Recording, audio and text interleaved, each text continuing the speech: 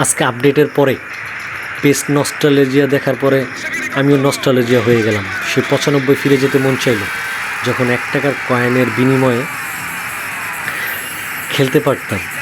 তখন তো আর মোবাইল ছিল না যে মোবাইলে খেলবো, তখন ভিডিও বড় গেমস ছিল, খেলতাম।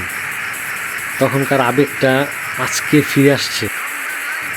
এই ল্যাবটা খেলতে গিয়ে মানে সে পুরনো কয়েকটা স্মৃতি মনে পড়ে গেল।